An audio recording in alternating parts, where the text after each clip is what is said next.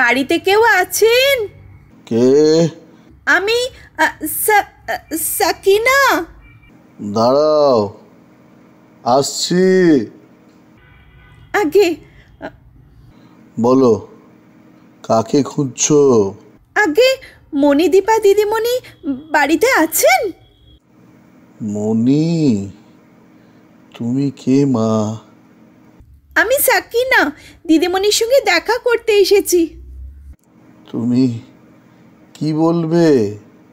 কি বলবে তুমি মণিকে? আপনি কি দিদিমণির আব্বা? হ্যাঁ, মণি আমার সন্তান। আচ্ছা, আমি দিদিমণির ছাত্রী, রসুলপুর স্কুলে পড়তাম। সে তো বছর 7-8 আগে মণি ওখানে পড়াতো। হ্যাঁ, আমরা ইংরেজি পড়তাম দিদিমণির কাছে। তা তুমি ওকে কি বলবে মা? আমি আমি প্রণাম করতে চাই দিদিমণিকে একবার। কেন? কেন মা?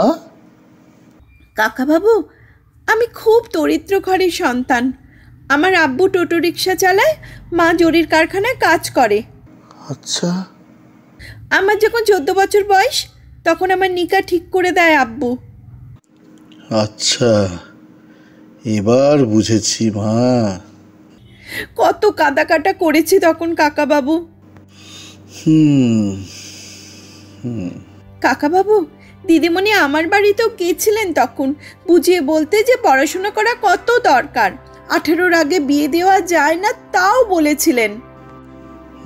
মনে পড়েছে মা, আমি এসব কথা শুনেছি ওর মুখে। আব্বু আমি শোনেনি কো, আমাকে আটকে রেখে দিয়েছিল ঘরে। দিদিমণি আমাকে বলেছিলেন আমি যেন পড়াশোনা না ছাড়ি। তা বিয়ে হয়েছিল তোমার? হ্যাঁ কাকাবাবু, আমাদের গ্রামে এটাই হয় এখনো। মা, আমাদের সমাজ বড় বিচিত্র। দিদিমণি আমাদের বাড়িতে গিয়ে বলেছিলেন মেয়েটা পড়ছে, ও বড় হয়ে চাকরি করে টাকা রোজগার করবে, ওকে এভাবে ঘরে বন্দি করে দেবেন না। সেটা তো হয়নি, তাই না মা? না, কিন্তু কিন্তু কি কিন্তু? আমি তখন মনে মনে দিদিমণির কাছে প্রতিজ্ঞা করেছিলাম যে আমি পড়াশোনা করবই। বাহ বাহ বাহ বাহ বাহ। কাকাবাবু, প্রথমেই পারিনি গো, নিকার পরে ওদের বাড়িতে সবাইকে বোঝাতে বোঝাতে অনেক সময় লেগে গেল। হ্যাঁ, সে তো হবেই, সে তো হবেই। কিন্তু আমি প্রতিজ্ঞা রেখেছি গো কাকাবাবু, আমি আবার পড়াশোনা শুরু করেছি। এবার মাধ্যমিক দিচ্ছি, এখানেই সিট পড়েছে। তাই সেই মানুষটাকে পরীক্ষার আগে প্রণাম করার জন্য এলাম। তুমি পরীক্ষা দিচ্ছ? হ্যাঁ হ্যাঁ কাকাবাবু, মাঝে একটু সময় লেগে গেল, কিন্তু ওই যে সবাইকে রাজি করিয়ে আমি তো বলেছি উচ্চ মাধ্যমিক পড়বো আমি। দিদিমণি, আচ্ছা দিদিমণি কি স্কুলে গেছেন কাকাবাবু? এখন কত দূরে স্কুল দিদিমণির? মণি না রে মা, মণি শ্বশুর বাড়ি। ও মা, দিদিমণির বিয়ে হয়ে গেছে? কোথায় শ্বশুরঘর? তার কাছের স্কুলে পড়ায় বুঝি? না রে মা, শ্বশুর বাড়ি থেকে বেশ দূরে ছিল স্কুল, সেই নিয়ে রোজ রোজ অশান্তি, শেষে কাজটা ছেড়েই দিল মা। সে কি, মণিদীপা দিদিমণি আর পড়ান না? কি তুমি কাঁদছো কেন মা? হ্যাঁ, তুমি কাঁদছো?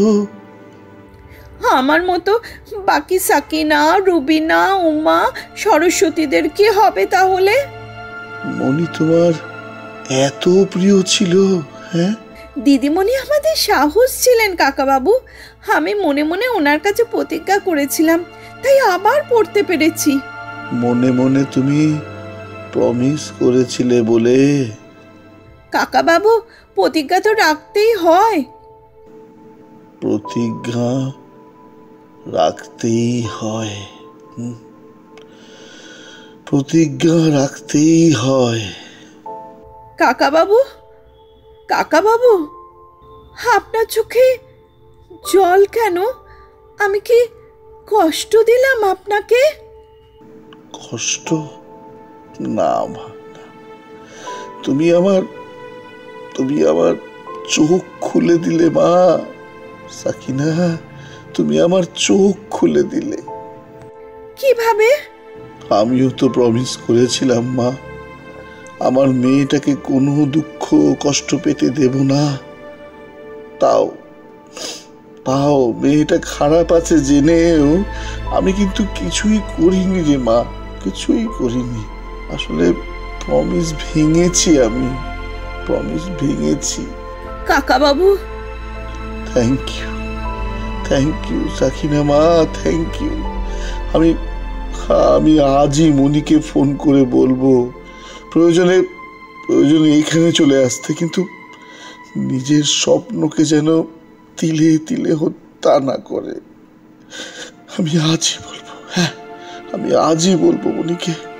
কাকা বাবু, ভাবিস না রে মা, ভাবিস না। আমি তোর মনি দিদিমণির পাশে থাকবো। আমি এবার কথা দিলাম মা, কথা দিলাম। প্রমিস কাকা বাবু? প্রমিস।